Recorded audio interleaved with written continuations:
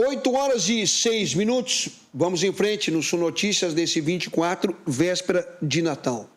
Véspera de um aniversário. Põe importante nisso, hein, povo? Põe importante isso, né, pessoas?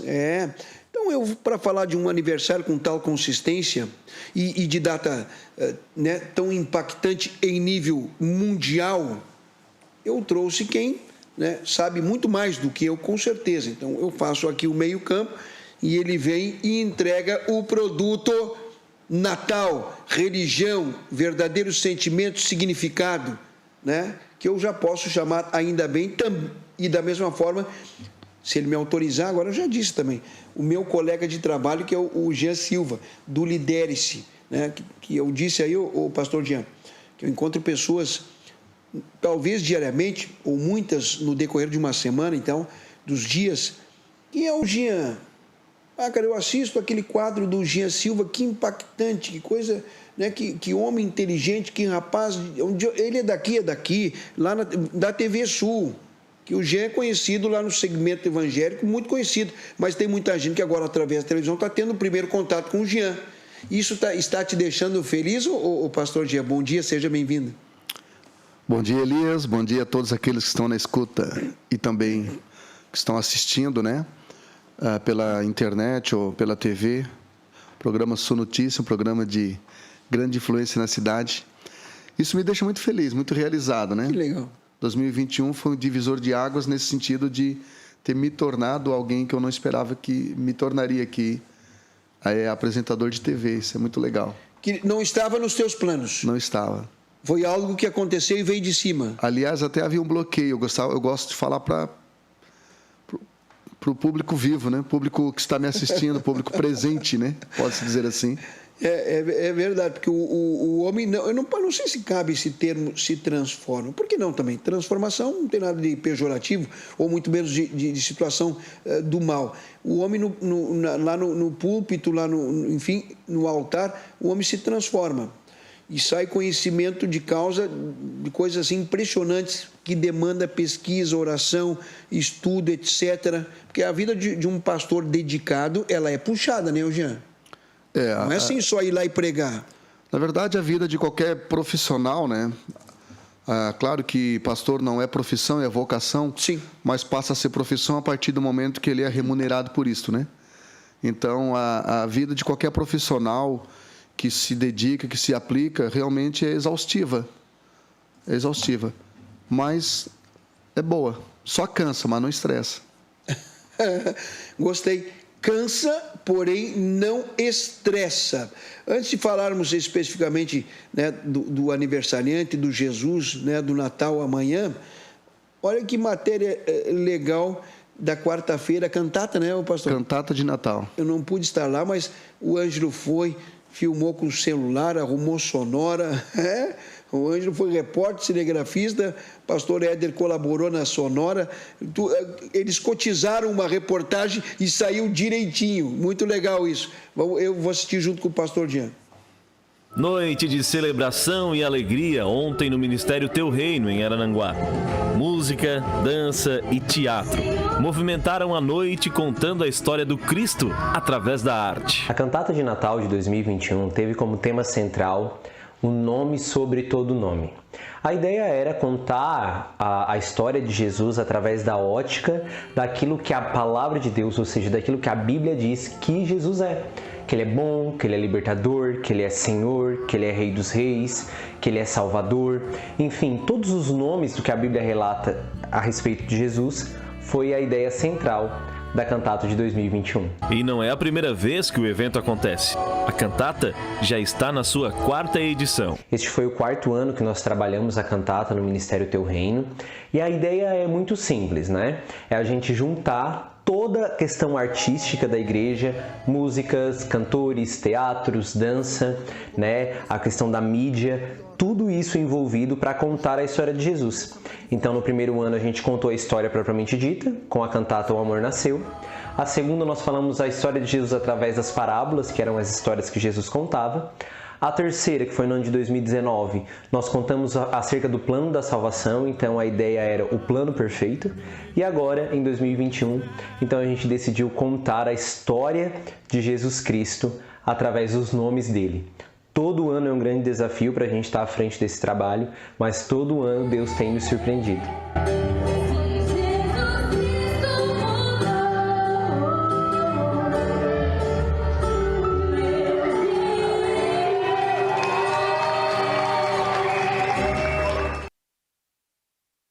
Ministério Teu Reino prestigiado aí, né? Atendendo o chamamento. Não podia ser diferente, uma maneira, musicalidade, teatral, né?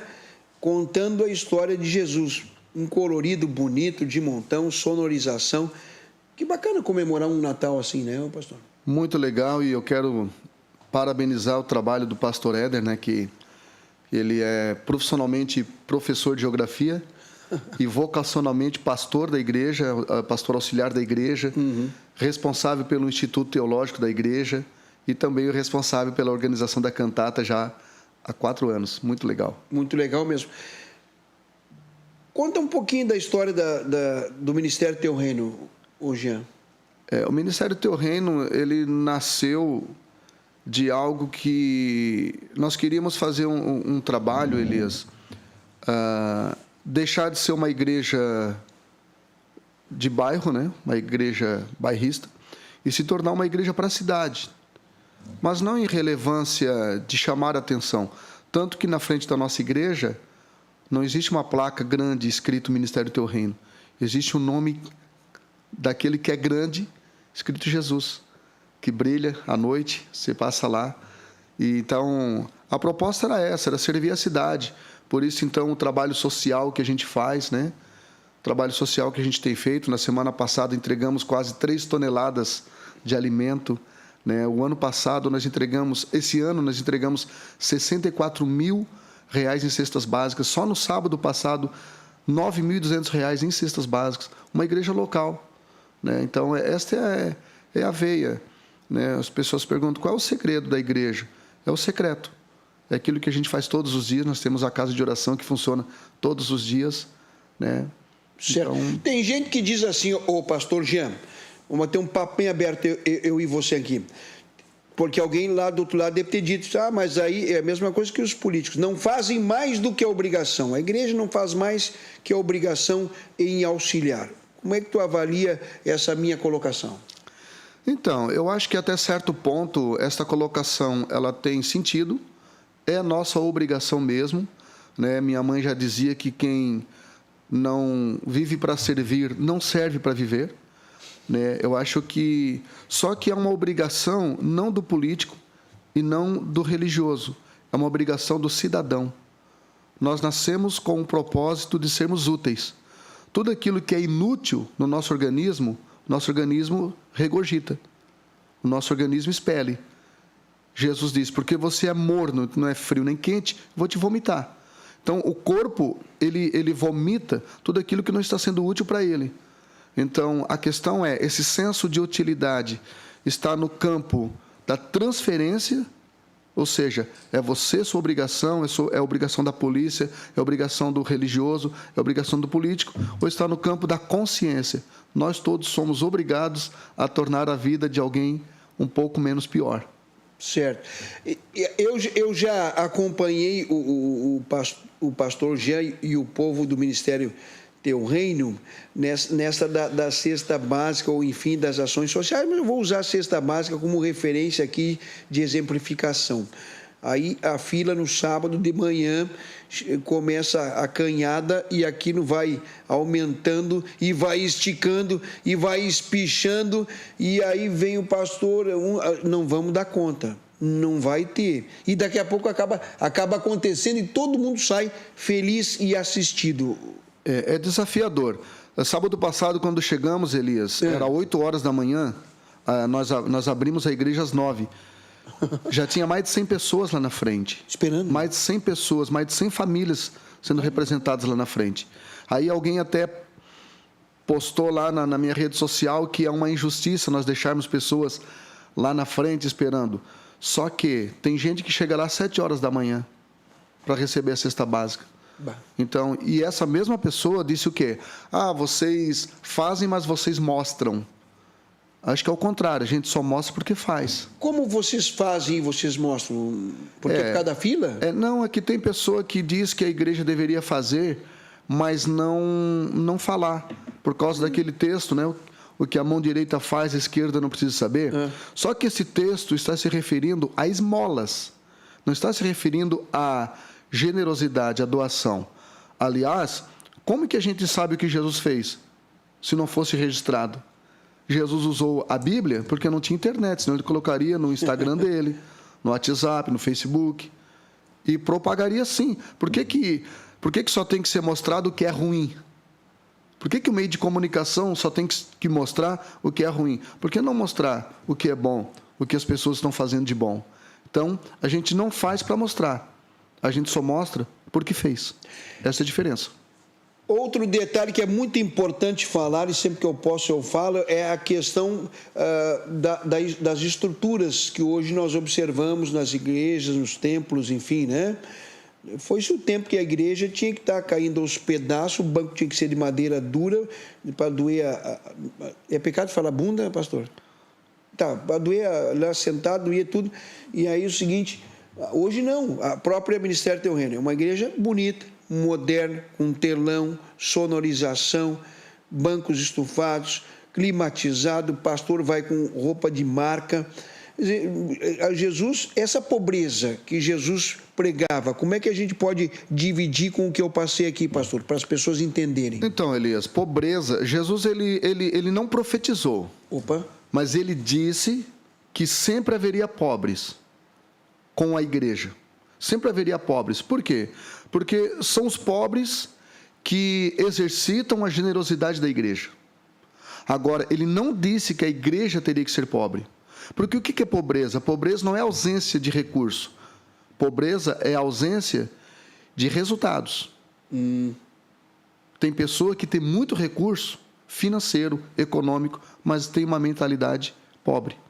Então, pobreza, resumindo, é improdutividade.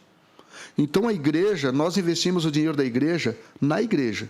Por isso, nós temos a melhor cadeira, nós temos um telão de LED, ao invés de data show, nós temos um som que era usado na Shadow, aquela danceteria que tinha na 7 de setembro, era usado ali para show nacional. Nós temos tudo que é de bom. Então, para a igreja. Então, o que eu falei no altar esses dias? Um pastor que enriquece com o dinheiro da igreja, ele está pecando, porque ele está desvirtuando o propósito financeiro do dinheiro.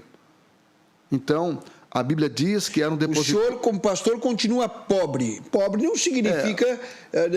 obviamente, tem um mínimo de estrutura familiar, física, para o pastor... O padre, enfim, o bispo, tudo, são pessoas normais como qualquer outro. Precisam ter a sua qualidade de vida, o seu conforto, por que não? Mas o senhor continua um homem pobre, digamos assim? Eu não me considero pobre, porque aquilo que eu falei, pobreza é improdutividade. É, bem lembrado. Eu me considero uma pessoa de vida simples. Exemplo, eu tinha uma casa com 4 quartos, 2 banheiros, 4 escadas. Hoje eu moro numa casa mista de madeira, em cima de um terreno de herdeiros. Por quê? Porque eu doei essa casa para a igreja. Tu doou a casa que tu tinha para a igreja? Eu doei. É a única coisa que eu tinha adquirida com dinheiro, com recurso do meu trabalho como cabeleireiro, e eu doei. Não doei porque eu sou bonzinho. Não, eu sou bem ruinzinho. Não doei porque eu não gosto de conforto de dinheiro. Eu só não amo dinheiro, mas eu gosto. Eu doei como resposta de uma proposta que eu senti que Deus falou comigo. Entende? Agora... Eu posso ficar rico, Elias? Eu posso ficar rico. Sabe por quê? Porque eu sou escritor.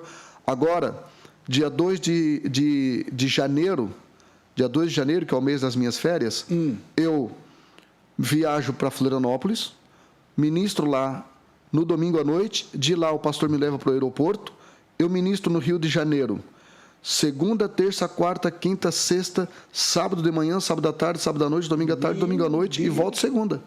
Então, eu tenho 8 livros escritos, pode ser que eu fique rico, Mas o que eu digo é que não é lícito ficar rico com o dinheiro recebido da igreja. A igreja não pode me pagar um salário que venha me deixar rico. Por quê? Porque essa não é a realidade econômica da maioria da membresia da igreja. Então, por isso... Perfeito. E o Natal, o que dizer, pastor G. Silva, desse Natal, o segundo, que ainda falamos de pandemia, milhares e milhares, só no Brasil mais de 600 mil pessoas morreram, mundo afora milhões. O ano passado tivemos Natal virtual, porque não dava para se juntar. Esse ano vai dar para abraçar, dar um beijo na família ou nos amigos, enfim. Mas a parte da igreja, a parte da escrita lá, né, o pastor, o que dizer de um Natal como esse? Então, o Natal, na etimologia, é Natale, né? Natale. Natale, no latim, que quer dizer nascimento. Então, todos nós temos um Natal, que é o dia do nosso nascimento. Nosso dia natalício, né? Mas o problema hoje do Natal, Elias, não é o que ele é. Sim. É o que ele não é. O que a Bíblia não diz que ele é. Entende? Este é um problema. As pessoas, se elas não entenderem o que é Natal, elas ficarão frustradas. Ou elas vão se tornar idólatras ao Natal, ou elas vão ignorá-lo com base nos sofrimentos, com base nas lembranças negativas que a infância delas trouxeram, que a infância delas trouxe. Entende? O que eu quero te explicar é o seguinte. O Natal, por exemplo, já ouviu falar de TPM, né? Tensão pré-menstrual, né? Com certeza. Então, a psicologia moderna, Elias, diz que hoje o ser humano ele sofre de TPN, tensão pré-natal. Ou seja, uma tensão que as pessoas têm por não poderem comprar tudo aquilo que elas querem. Isso não é o Natal. O Natal é presente, sim, mas dentro de uma realidade econômica, dentro de uma realidade de prioridade. O que é prioridade não é o presente que eu dou para as pessoas, é eu estar presente na vida dessas pessoas para tornar a vida delas um pouco melhor. Isso é Natal, isso é consciência de Natal. Certo. É uma pergunta assim, um tanto... Não sei o termo agora, mas eu vou fazer com a intenção do pastor Jean trazer conhecimento e que você, de preferência, assimile o conhecimento, né, que vem com consistência, com certeza. Porque o Jesus concorre com um bom velhinho, pastor? Com Papai Noel? É. Não, deixa eu explicar a historinha do Papai Noel um pouco, assim, resumida. Vai. Papai Noel, na verdade, o primeiro Papai Noel que existiu foi São Nicolau. Exato. Ele nasceu em Pátara, se criou em Mira, na Turquia Asiática, né? Hoje, atual Turquia Asiática, né? E, na verdade, ele era o São Nicolau, que hoje é padroeiro da Grécia e da Rússia. Então, o Papai Noel, ele começou com uma intenção legal, que ele distribuía balas, né? Presentes. O Nicolau. São Nicolau, que hoje é padroeiro da Grécia e da Rússia, Sim. né? Mas hoje a Coca-Cola o tornou um personagem de marketing de consumismo, né? Então, a Bíblia não fala nada sobre Papai Noel. Sim. A Bíblia fala sobre o Emanuel, ou o Papai do Céu, né? O Emanuel, que é o Papai do Céu. Que é o Papai do Céu.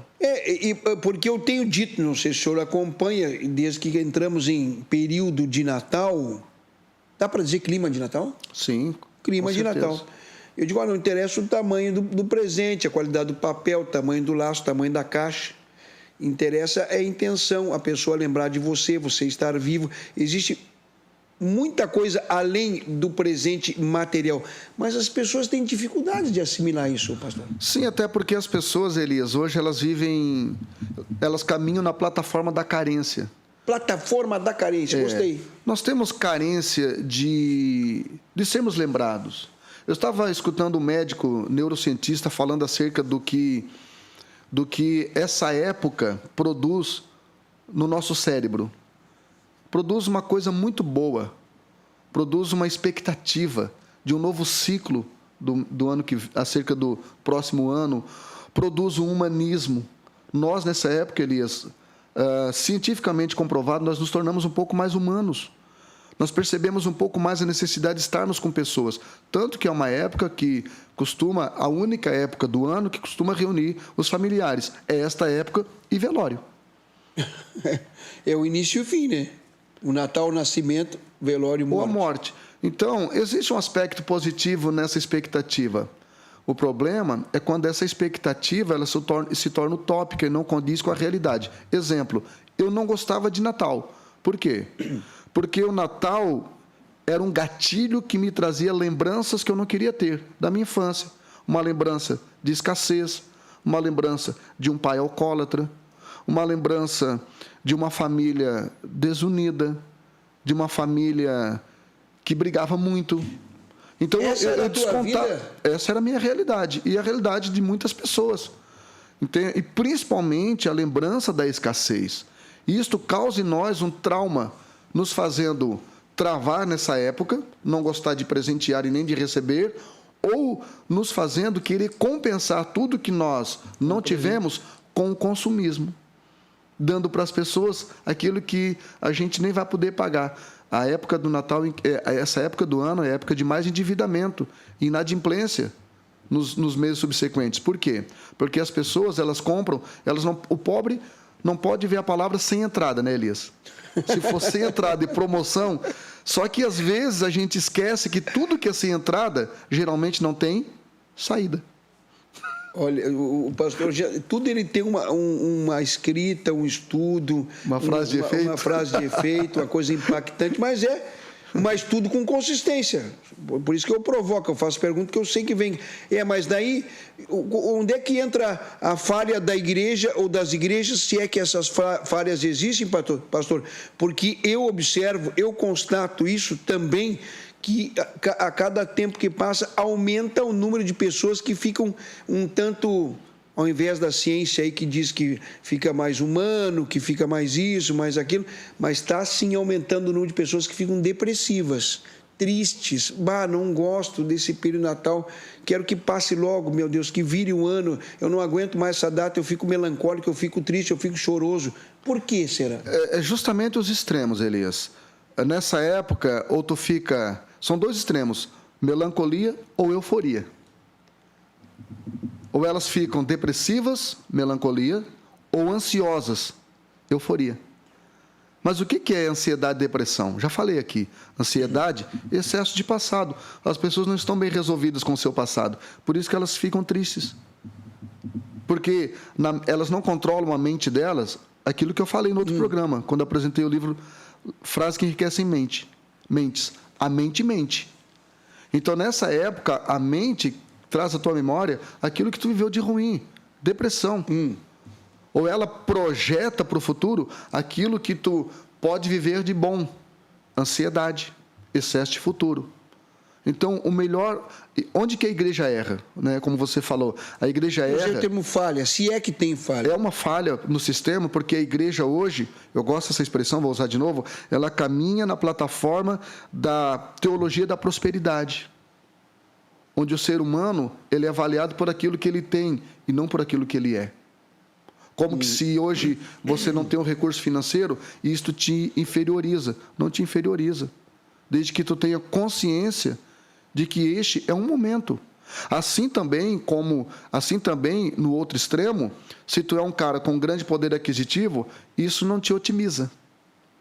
Porque tem muitas pessoas com grande poder aquisitivo que estão afundadas em remédios para dormir, em drogas que promovam a adrenalina, como a cocaína, a própria bebida alcoólica, justamente por essa expectativa distorcida. Uma pergunta bem pessoal, pastor Jean, até porque o senhor me deixou na vitrine, aí eu entendo que posso tratar disso. O senhor voltou lá, remeteu ao passado, à infância de escassez, pai alcoólatra, foi o que tu disse, né, Jean? Enfim, mesmo com todas essas dificuldades, como é que tu foi buscar a igreja? Porque eu tenho conhecimento de causa, que eu sei disso, porque eu te conheço também. Você nunca buscou alternativa de apoio ou de combater a escassez de maneira ilícita. E também nunca bebeu, também nunca usou droga. Como é que aconteceu isso num momento ou num local que teria todas as possibilidades disso acontecer, Jean?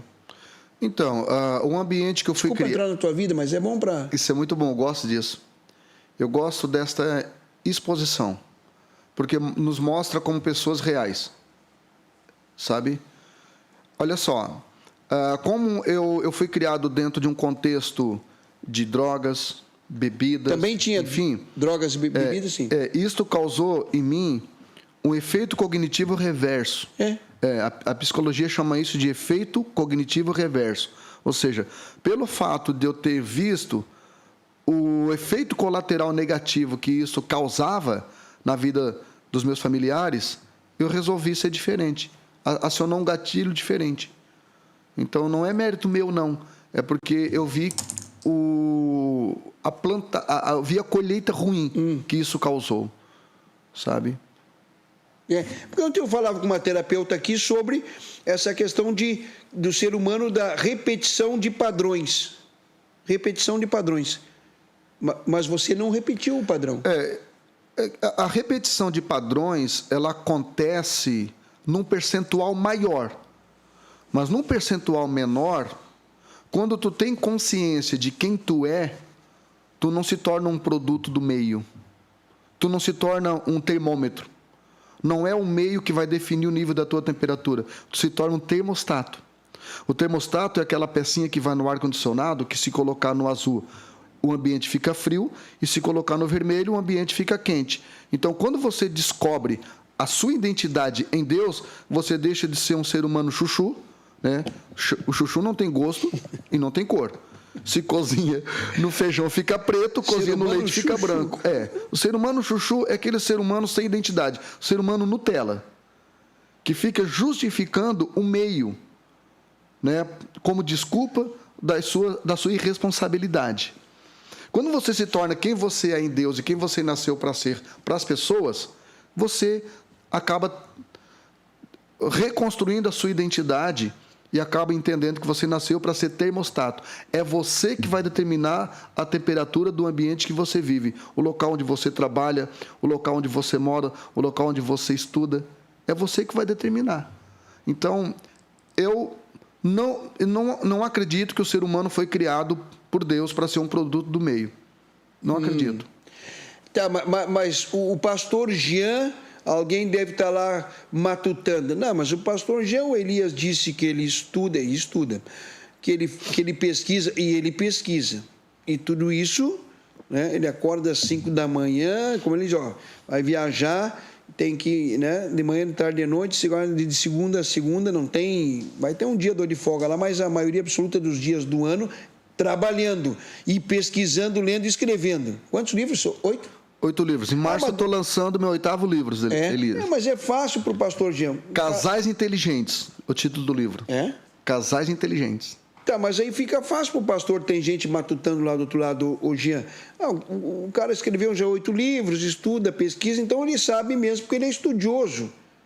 Mas para essas pessoas aí, desse segmento que é menor, mas que ficam ansiosas, depressivas, tristonhas, chorosas no Natal, a saída é a igreja, é Deus?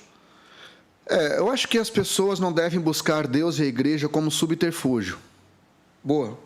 Porque existem pessoas que trocam os seus vícios por um outro vício, que é o vício religioso, que é mais nocivo, que é pior, porque é um vício espiritualizado. Aí a pessoa muda o seu comportamento, mas não muda o seu caráter. Deixa de praticar coisas ilícitas, mas não deixa de praticar a virtude da vida, que é amar, respeitar, abraçar. Entende? Então, nesse contexto de depressivos, Elias, não se encontra só as pessoas menos favorecidas, não. Aliás, o maior número de vazio são as pessoas que são cheias de coisas e vazias de si mesmo. Muito bem. Eu ficava até o meio-dia conversando com o Jean, mas o tempo urge, somos escravos do relógio. Fazer o quê? Pastor, uma palavra legal, motivacional, cheia de energia positiva, divina, obviamente, para as pessoas nessa contagem regressiva para o maior aniversário do planeta. A minha palavra seria: faça do Natal o ano inteiro. Seja para as pessoas, como você é nessa época, o ano inteiro.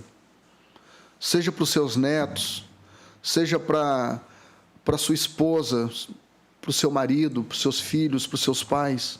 o que você está sendo nessa semana o ano inteiro. Deixa essa expectativa fazer parte do coração e da vida o ano inteiro. Sempre, o ano inteiro, Elias, presenteie em pessoas. Se o cara que te entregou o lanche disse que deu R$38, entrega 40, não pega o troco. R$2 não vai te deixar rico, e se ele ganhar 50 vezes R$2, R$100 por dia, ele fica rico. Entende? Então, faça desse clima natalino, dessa humanidade que esse período aqui ressuscita no nosso coração, esta vontade de congratulação, de estar com pessoas, faça disso o ano inteiro, celebre a vida o ano inteiro. O maior medo hoje, Elias, o medo da morte, Elias, hoje passou a estar no segundo plano. Sabe qual é o primeiro plano, Elias? O medo da vida. As pessoas têm medo hoje de viver. Muito bem. O pastor G, muito obrigado pela sua presença. Foi uma honra em recebê-lo. Onde eu estiver, o senhor sempre será muito bem recebido e tenha certeza disso. Feliz Natal para ti e para tua família. Obrigado por ser meu amigo e volte sempre. Elias, eu é quem agradeço, tá? Eu estou aqui para te servir a cidade dentro da minha limitação. Sempre que houver uma demanda no teu programa que precisar, a gente está aqui para tentar fazer deste programa um programa de mais impacto na saúde mental, principalmente das pessoas. Bacana, Jean. Volte sempre, hein? Um abraço, Jean. Feliz Natal. Feliz Ano Novo te dá semana que vem. Hoje é só Feliz Natal. Vamos acionar o intervalo comercial e eu volto para falar da nota impactante da CIVA, hein, ó. Ô, senhores deputados, não vem para cá tomar café com mistura e contar a história, depois votar para derrubar decreto presidencial para fundo eleitoral de 5,7 bilhões de reais. Não, deixa o pastor de lado, faz de conta que ele não está aqui. Isso é pecado. Aí a CIVA não vai mais tratar os caras assim com café com mistura no 2022. Bem que fazem. Parabéns à CIVA. Intervalo e eu já volto.